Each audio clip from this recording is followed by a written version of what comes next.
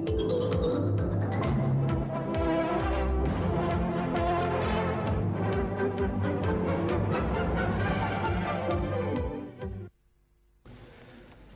last lecture we discussed the development of torque in DC and synchronous machines, and today we will start up with extending the same for induction machines. To sum up what we did, we had three expressions for torque as an interactive between two of the three fields. In the air gap, there is one resultant field which is the cumulative effect of stator and rotor field. And we made an important observation that for the torque to be developed, there are certain conditions in all the machines. That is that these MMFs, Fs, Fr, Fsr must be non-zero.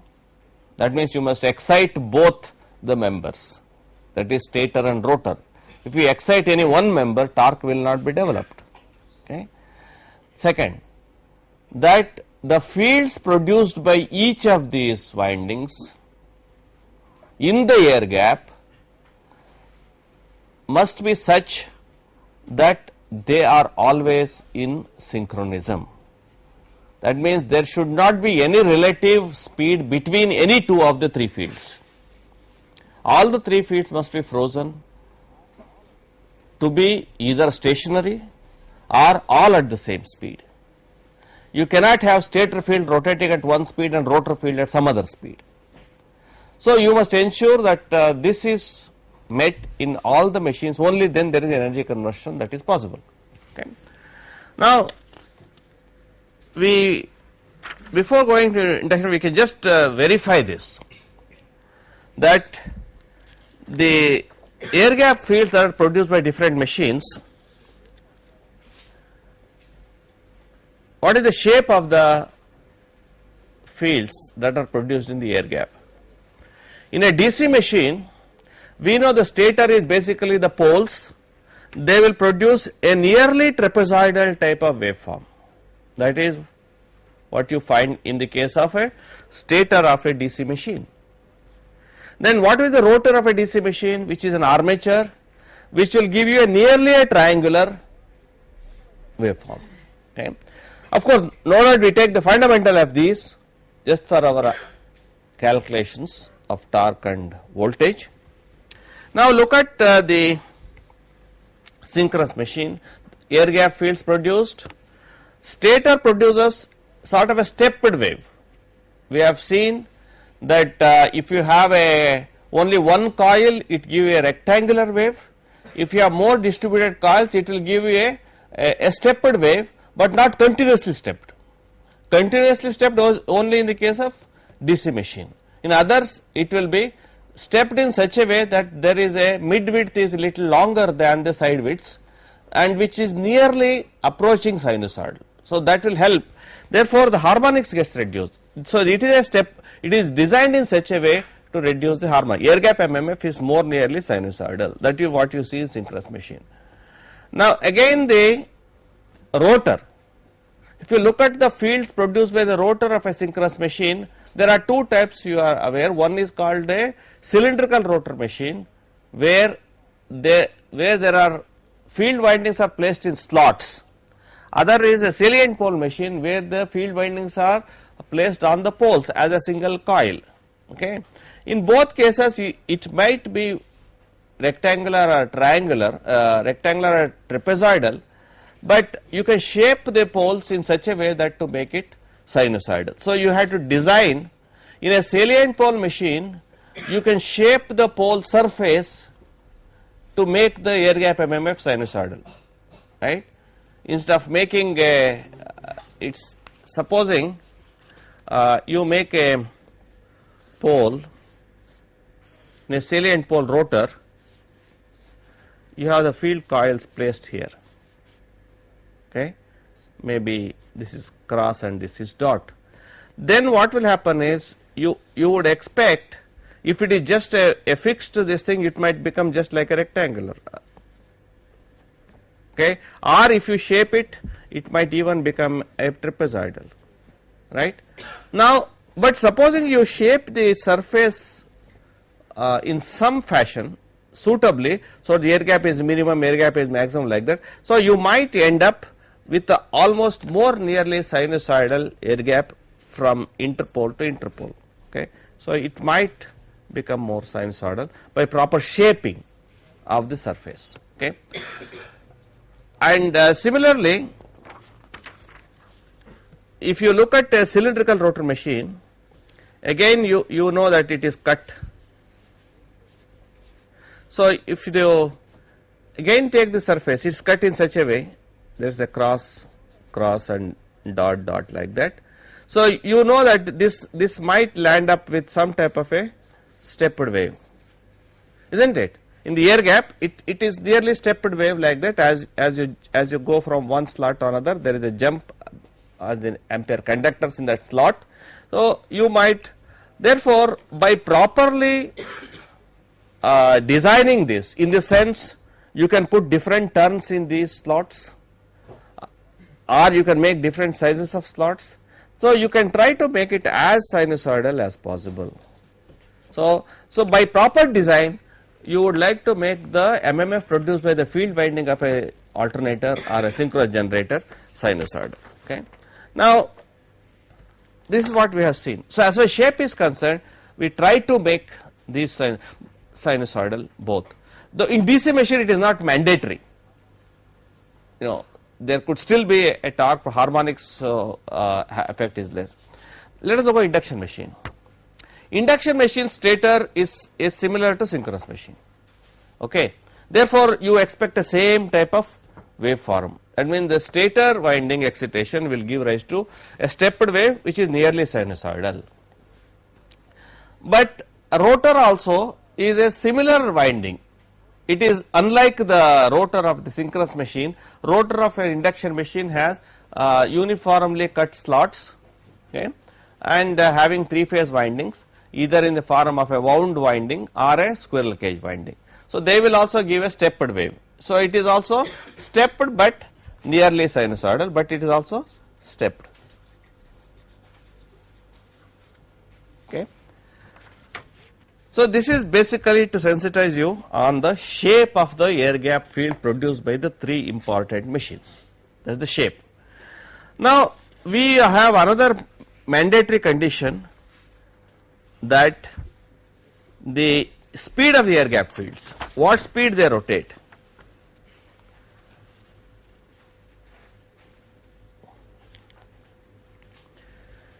But this table is written. Now let us look at the speed of the rotor in each of the machines. Let us start with the DC machine. Speed of the rotor is, let us say, omega r. Rotor is rotating at omega r, okay, and Fs, that is the stator MMF with reference to stator. What is the speed? Is 0. Stator field with reference to stator is 0. Okay. Now rotor field with reference to rotor. Rotor field with rotor is minus omega r, because rotor is rotating but the field is produced in the opposite direction. So you can say it is a negative rotating field with reference to rotor. In a DC machine, the speed of the rotor field with reference to rotor is minus omega r. So the speed of the rotor field with reference to stator is sum of this 2 plus 4, that is 5. 2 plus 4, that is you sum up this, that is 0. So we know that speed of Fs with reference to stator is 0, Fr with reference to stator is 0, and relative speed of Fs with reference to Fr. That means you want to know what is the relative speed between the two fields, that is 0. That means that satisfies your torque condition. Okay. Relative speed is 0 and the angle between them we know is 90 degrees. Okay, let us go to the synchronous machine. Next, Synchronous machine, speed of rotor is omega electrical radians per second. That is the speed in which the rotor is rotating. Rotor is rotating is omega electrical radians per second all the time, irrespective of number of poles. Only mechanical speed changes. Electrical speed remains the same. That decided by the frequency. Omega is 2 pi f. If you want to produce 50 hertz, you must always write 314 radians per second electrical. Now, the stator field with respect to stator, you know the stator field with respect to stator, it is a rotating magnetic field, that will be again omega electrical radians per second or ns rpm or the synchronous speed. This is the synchronous speed, the speed of stator field with reference to stator. Okay. Now, the speed of rotor field with reference to rotor, because rotor you are feeding DC through slip rings, therefore you have a zero speed of the rotor field with reference to rotor. Okay. Now, rotor field with reference to stator is 2 plus 4, that is this plus this, omega, that is omega.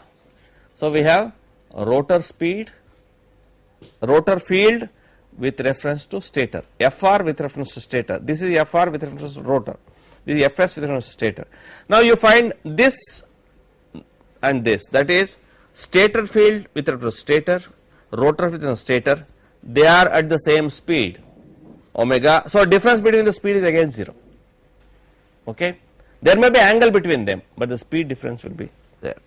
Let us go to the induction machine, the third machine. Induction machine, speed of the rotor is not synchronous speed, it is some other speed omega r, which is less than omega generally. It could be more than omega as a generator mode, but this is generally less than omega. Now, stator field with reference to stator is same omega or ns electrical radians per second. It is also a rotating magnetic field produced by three-phase stator windings in the stator. Okay. So, we have this as omega. Now, rotor field with reference to rotor, that is omega minus omega r, that is the slip speed, because the rotor frequency is sf, so that is s times omega, slip times omega. That means the rotor field is moving at a slow speed with reference to rotor. Okay. And rotor field with reference to stator, Fr with reference to stator is sum of these two, 2 plus 4, that is this plus this is omega, right. That is, you now say rotor field with reference to stator is omega and stator with reference to stator is omega, again difference between them is 0. So, in all the three machines you find here, the relative speed of the fields is always 0, right. So, this makes the necessary condition for torque development. Okay. So, you have interestingly one machine with 0 speed and two machines with omega, and you see this air gap fields both in synchronous inductions are same. If you look at air gap, it will not recognize whether it is coming from a synchronous machine or induction machine. Okay. So, you find this is one other thing. To complete, I mean you can also have, you can think of another situation. What will happen if you have a inverted synchronous machine?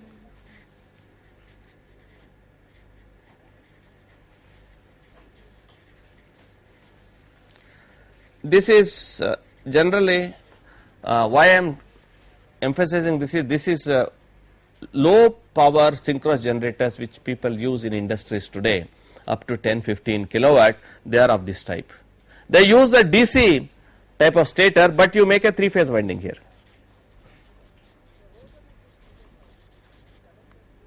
So, rotor you put three-phase winding and connect it through slip rings. So, you can take out through slip rings, this will be the Vt, and here you have the field, and this will be rotating at omega electrical radius per second. Okay. Now, this is also an inverted synchronous generator, which is very widely used. Okay. Now, in this case, what will happen? What will happen to the speed? So, what will be Fs here? Stator field is 0. Okay. Then let us say Fr with reference to rotor, that is rotor field. Suppose rotor will also produce a rotating field. Okay. Now, but rotor speed is omega. So, what should be the Fr with respect to rotor? Must be minus omega. So, Fr and rotor speed is plus omega, right. So, you find Fr with reference to stator is 0. I mean, this is a variant of the same. So, you have a DC machine, use a inverted as a synchronous machine, but only instead of putting a commutator here, you have put a slip rings here. Okay. So, you have the same configuration. So, even in this machine, relative speed of the stator and rotor field will be 0. It is not that you have a rotating field which is going in the same direction, then it will become twice W, twice omega. Now, the thing is, this is the speed.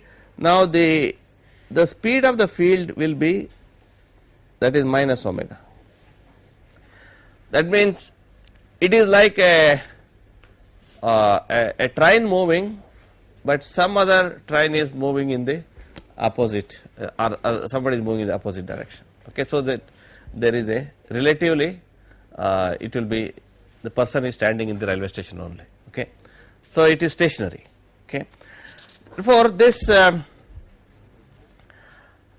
it was necessary to clarify how we get a constant non-zero fields which are stationary with respect to each other. Okay. Now, let us, we have seen earlier that in three machines, which is the most appropriate expressions. Ultimately, you have to do analysis or design. One of the role of our engineering is to analyze a physical system or design a system to give the necessary performance. There is a two purpose. For that, you need expressions which you can handle. That is one. Number two, you must have those expressions in terms of quantities which are measurable. Many times in any physical system, many quantities are not measurable. Okay. So, we said that DC machine, what is measurable is the field or the field current of the stator, and what is measurable is also the armature current in the rotor. So, we developed the expression of torque in terms of the flux, air gap flux or the field current and the armature current.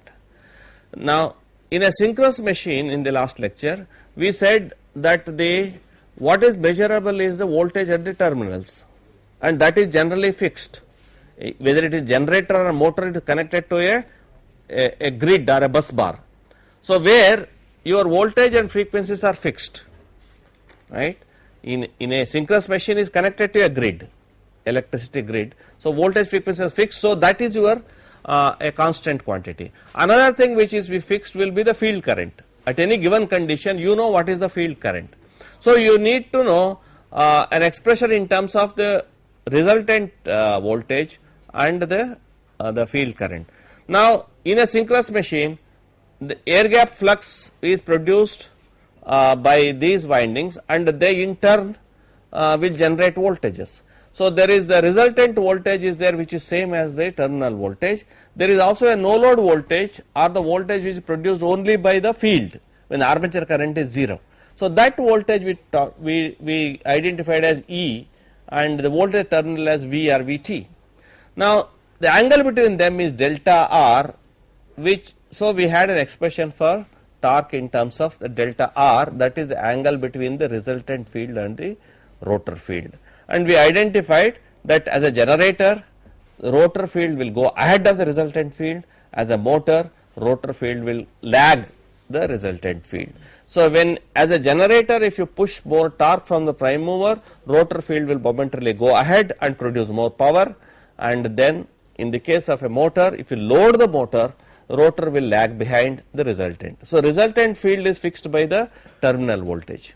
The terminal voltage fixes the resultant field because voltage is proportional to 4.44 F into number of turns into flux, okay, resultant flux.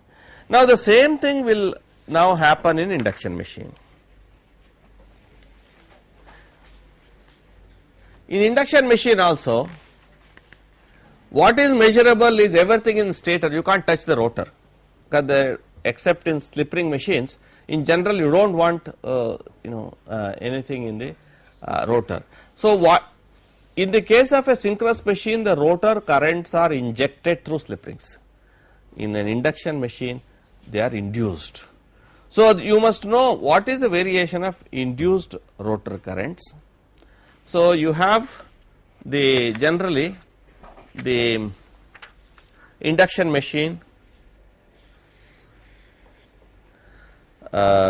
which is 3-phase windings, which is connected to the supply, right, and it takes power from the supply, and then it is connected to a load, okay. It is connected to a load. Now, what is fixed now? What is fixed is Vt is fixed and frequency is constant. Say motor, whatever you are connected to the supply, it is fixed, okay. Now, therefore, the phi SR is constant, resultant flux is constant, okay. So, it must be in terms of resultant flux, or FSR is constant, or BSR is constant. Net flux is constant for the machine in the air gap, okay, because of these conditions. Similarly, now that is the one which is producing the air gap flux is producing voltage. So, what will it do? This phi SR will produce a voltage, let us say ES in stator, and it will produce ER in rotor, right. That is what it will produce, okay. After all, if you look at the air gap field, you forget about everything else, you say there is only one rotating field giving a flux per pole of ISR, which is rotating at synchronous speed. Now, that will interact with the stator windings, produce a voltage ES per phase, but rotor is also, let us say, 3-phase. So, per phase again it will produce ER. Now, your expression for ESER, we are aware. Now, what is the value of ES? Will be 4.44 the frequency into kW NSE, number of turns, into the net flux, same flux phi SR, okay. And what will be the voltage induced in each phase for ER will be, so frequency is not same, because it is 4.44 SF, I will assume the same turns, let us assume turns are same. Just for simplicity, I take stator and rotor turns per phase is same in stator and rotor. Let us assume this. Now, the same flux will be linking phi SR. So, you imagine there is a flux in the, if you look at the air gap, you say it is rotating at synchronous speed, the speed of stator winding will be synchronous speed, so it produces a frequency F in the stator, but rotor, see rotor conductors and coils are rotating at a different speed omega r, not 0, therefore, there is a voltage induced will be corresponding to slip speed, which is S into F, okay. So, if it produces, supposing it produces 100 volts here, if it will produce 100 volts only S equal to 1, right. If S is equal to 1%, it will produce 1 volt. If S is 10%, it will produce 10 volts. So, you imagine that the rotor is having that ER across the rotor, but it is short circuited, right. So, rotor is short circuited. So, what will that voltage do per phase? It will start injecting the current into that coil, and if it were impedance 0, it would be producing infinite current, but impedance is not 0, it will have its own inductance, call it as leakage reactance,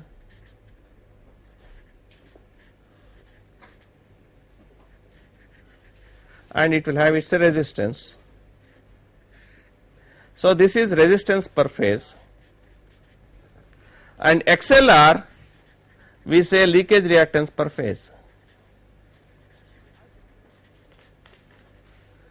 At the main frequency f. At any other frequency it will be multiplied by s. Okay. So at 50 hertz it may have 10 ohms, at 5 hertz it will become 1 ohm, like that. Okay. So this is the circuit, and this will pass a current IR, isn't it? ER, what will ER do? It will inject a current IR into this thing. Okay.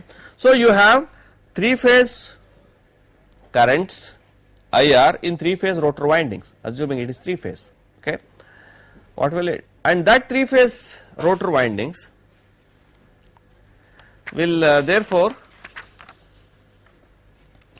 so you have produced IR, then will produce FR. Rotor current will produce rotor MMF. Okay. And that will be decided by the magnitude as well as their phase position with reference to ER. Okay. So this will be the magnitude is proportional to IR, and phase position depends on what position of the phase position, that means at what space the peak value will be in the air gap, decided by the position of the phasor IR phasor, time phasor. After all, IR is a sinusoidal quantity, it will have its own time phasor, so it might move, okay, with reference to the voltage. So we have to see your ER is here, okay. Now IR may have some position, okay, and naturally it is the same position, maybe phi r, that is what is produced, okay. And but what about phi SR? Where will be phi SR? Will be, see, this ER is produced by phi SR, so phi SR will be somewhere here. Now this angle is delta R between the two, okay. If you say the beta R is the impedance angle, because ER and IR angle will be decided by what? By the impedance of the circuit, okay. As you have seen, this impedance IR depends upon ER and also the impedance in this circuit, okay. So beta R is the rotor impedance angle, right. So what do you observe here? Delta R will be how much? 90 minus beta R, okay. Now that beta R is that we are interested only in the delta R, that is the phase angle between Fs. Now this is time phase angle, delta R here is time phase angle, and time phase angle will be same as the space phase angle, right. And therefore you have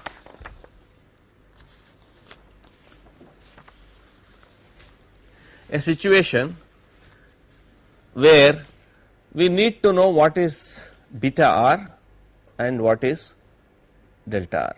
So let us say if S is low,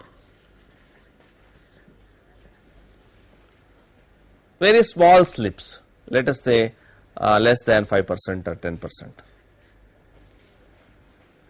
Then if S is low, means your circuit will become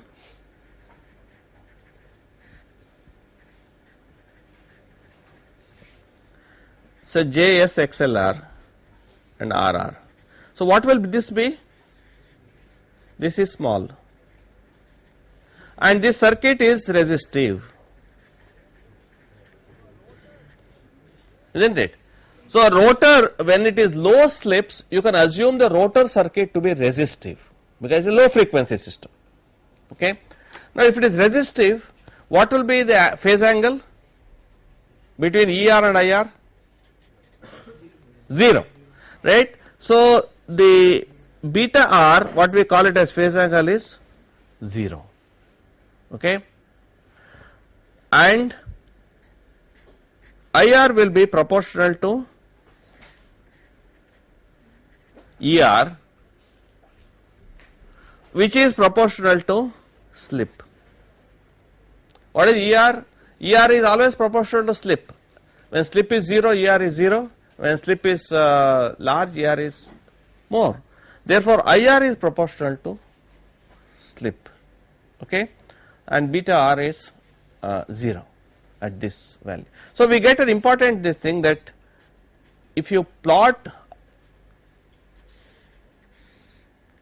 speed 0 to 1, and this is the, let us say, speed nu, and slip is like this, slip is 0 and 1. So you expect it to become linear, this will become IR, okay, and of course as it will subsequently it may go like this. This is the variation of IR with as the slip goes up, then there will be when the slip becomes 0 at starting, there will be large current. So this is the variation of rotor current with reference to slip. Okay, but we are interested in torque, not just the current, and we now will have to have an expression like this. This is we start using this expression. The T is a constant mu naught pi PdL by 4G into FSR, that's what you know is fixed, FR sin delta R. Okay, therefore since FSR is fixed, it's constant, this is constant, FR is proportional to IR. FR, rotor MMF, is proportional to rotor current. So we can simply say FR being proportional to KIR. Okay, then VT is, the terminal voltage is 4.4 F into number of turns into phi SR. Therefore FSR will be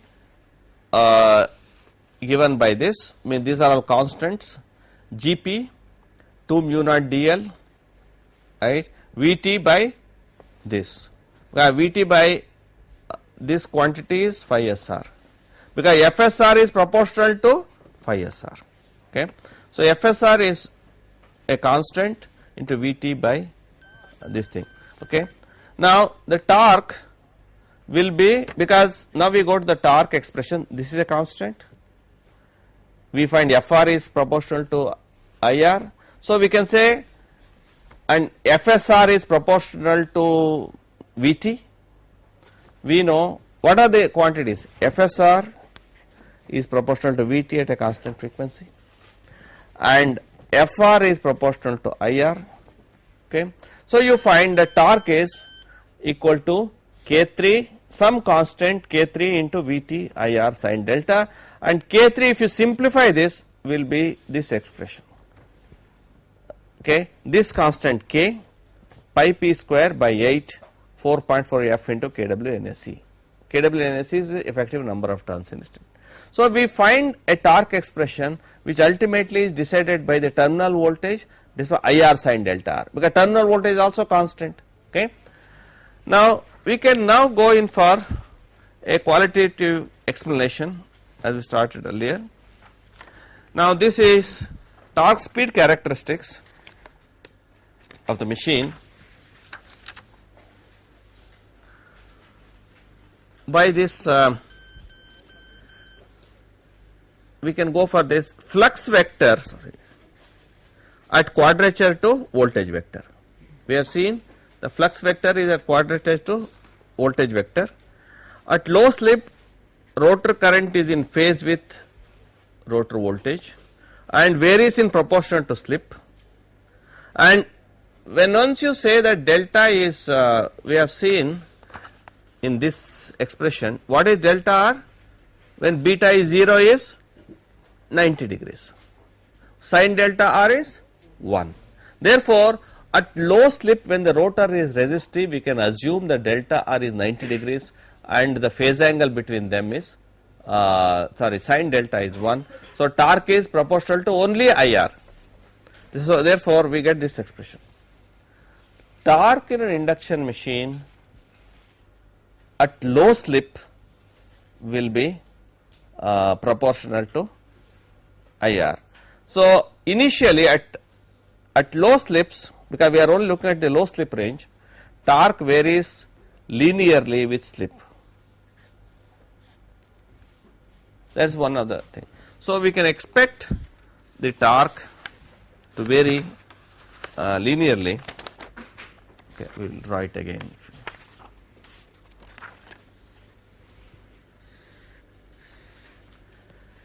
So, if I plot torque versus slip, this is 0 slip, this is 1 slip,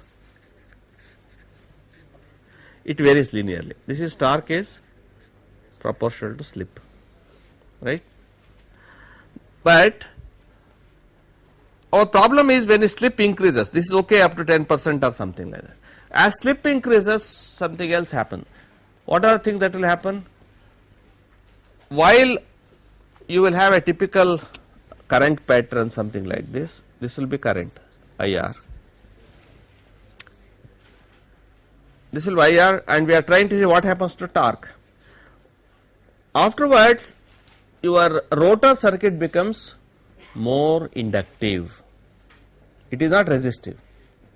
At high slip, because inductance becomes more predominant, therefore your current will lag the voltage.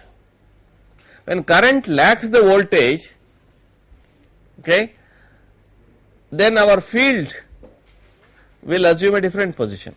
So, rotor field now will be other than 90 degrees. So, delta R here will be less than 90 degrees, okay, and sin delta R will be less than 1. That is also there. Therefore, your torque will not go linearly up, so torque will come down. So, this is at high slip. This is just a qualitative explanation. You can quantitatively you can do after modeling it. So, at low slip linear, as the slip increases it comes down, because your IR, while the IR will increase, your sin delta R becomes less. Supposing at this stage, let us say here you can say beta R is 0. Okay. Now, supposing beta R is let us say 60 degrees, it is very inductive, let us say it is 60 degrees. So, here delta R is 90 degrees, here what is delta R is 30 degrees. So, the angle between them will get reduced, and therefore, there will be a sin delta R will be less. So, in at high slip we sum up. At high slip rotor circuit is inductive, beta R non-zero, then sin delta R less than 1, rotor current and torque decrease as slip increases. Because rotor current will not decrease, so rotor current will not go linearly with slip. It will not follow the same pattern, but torque definitely will decrease as the slip increases. Okay. So, the final phasor diagram, if you write ER and phi SR, okay, then there will be phi R is somewhere here. So, it will be IR drop and IX drop, and there will be the ER and delta R will not be 90 degrees. Okay. So delta R is 90 minus beta R. At low slip beta R is 0, sin delta R 0, and this is the explanation. Okay. So we have the torque slip characteristics: linear, non-linear. IR sin delta R is less here, though IR may be increasing, but IR sin delta decreasing. So we have this quantity, we call it as, what is this quantity? Starting torque. And this is the starting current. Okay. And right, and this is the maximum torque.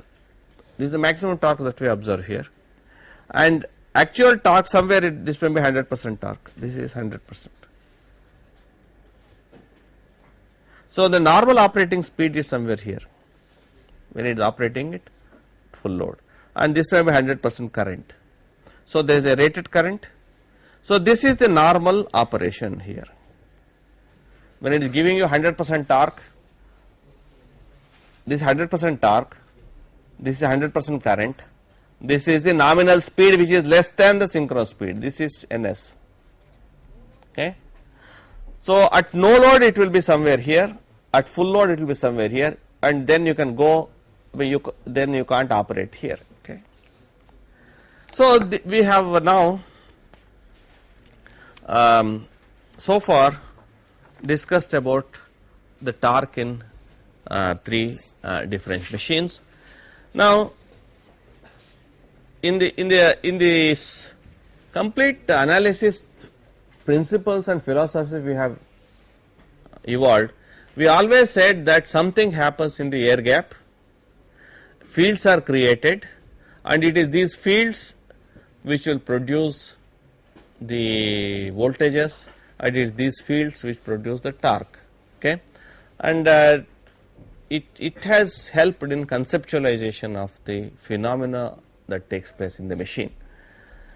But for analysis purposes, you would like to model these machines more in terms of measurable parameters.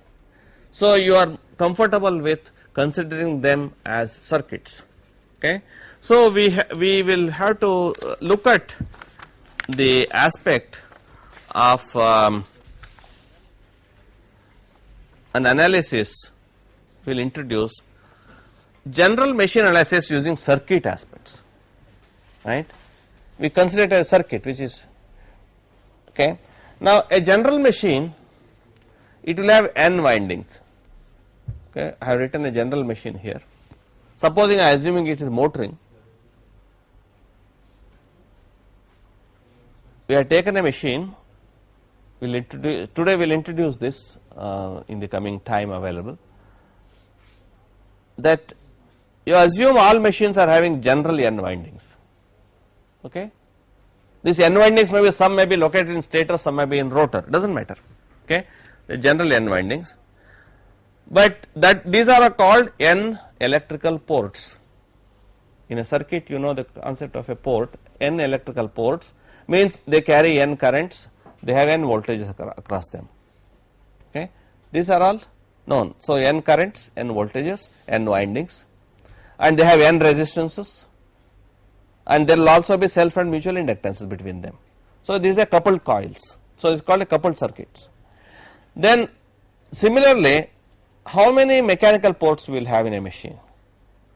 Mechanical port is through which you can inject some torque or power. Okay. But there are not many. In practical case, there is only one, and that one is the shaft. It is only through the shaft. You don't have many mechanical parts in which you can feed mechanical power. Therefore, there is only one shaft. So there is n electrical ports and one mechanical port. Okay. So you have this limitation. Now through n electrical ports you apply voltages V1 to Vn and pass a current I1 to In. But electrical port, it will produce a torque through this energy conversion. Td is the torque that is acting on that shaft, right. That torque which is acting on the shaft, and also there is a speed omega r, and this product of Td and omega r give you the power that is developed by the motor, which is transmitted through the shaft. So you know certain watts of power is coming out of the it is developed, but not necessarily all will be available to you, there will be some losses maybe. Now that torque is being, if there was nothing to oppose it, it will go to infinite speed by the Newton's law, right. But something has to oppose that, whatever torque. What opposes is you apply an external load, just like if a fan is rotating, the blades will provide an opposing torque, okay, or the air friction will produce that. Then there is also a friction torque. This is a load torque. There is a friction torque which is proportional to speed. We call it as B omega r. There is a inherent friction maybe in the bearings and wind friction and so on. So that is what is going to oppose it. Then there is also an inertial torque. So this is load, this is friction, and this is inertia. Inertial torque will be proportional to J d omega r by dt. This is part of mechanics. So while this portion is dictated by electrical laws, this portion is dictated by mechanical laws. Laws of mechanics will be applicable here, laws of electrics will be applicable here, okay. Now the laws of electrics, you are already aware, will be the circuit laws, electrical circuit equations. Now this electrical circuit equations, we write the parameters as a resistance R1, R2. There are n windings, n resistances, okay. But we can also write an inductance matrix which will have self inductances L11, L1, L22, Lnn. These are all diagonal matrix, are all self inductances, and non diagonal elements are all mutual inductances. So L12 is a mutual inductance between the windings 1 and 2, and L1n is the mutual inductance between winding 1 and n. And similarly you have L21, L22 and like that. So you have Ln1, right. So L1, incidentally, on both sides of a diagonal you find it symmetry, because L21 will be L12 and Ln1 is equal to L1n. So you have I'll complete with writing the final equation like this. For any machine, today we will complete these equations, and next class we will see how this will be applicable to different machines, okay. We know, you know the equation, the voltage will be equal to a resistance, okay, and okay, maybe, sorry, I think we'll have this. Voltage is R into I plus P lambda. P is d by dt. So this is, you are aware, voltage equation will be resistance drop plus rate of change of flux linkage, okay. What is the flux linkage? Flux linkage matrix will be inductance matrix into current matrix. This is lambda is equal to L into I, okay. Now if you, but this P lambda you have to find out. P lambda is d by dt of Li will be L into Pi plus d by dt of L. If L changes with time, so d by d theta of L into d theta by dt of I, okay, and this will be Lpi plus d theta by dt is a speed omega r. Let us say dl by d theta is g, okay. So this is the G matrix, okay. So we have the expression for the final expression is V is equal to R plus LP plus omega RG into I. So, you can say this is sort of a dynamic impedance. Voltage in a machine is R, resistance matrix, inductance matrix into d by dt, then speed into a dl by d theta.